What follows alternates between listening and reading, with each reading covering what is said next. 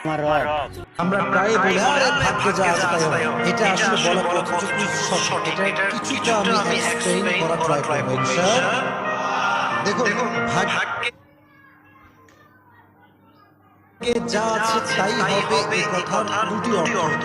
প্রথমে বুঝতে হবে ভাগ্যের সমস্ত বিষয়, ভাগ্যে কি ঘটবে, কখন ঘটবে, কেমনে ঘটবে, এই ভাগ্যের নির্ধারক কোনো মানুষ নয়।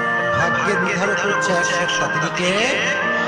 তিনি হচ্ছেন ভাগ্যের লেখক। তিনি আমাদের ভাগ্যে কি ঘটবে সব লিখে রেখেছেন। But the fact is, Allah subhanahu wa ta'ala didn't force you to do anything. আল্লাহ আপনাকে বাধ্য করতে করতেই হবে।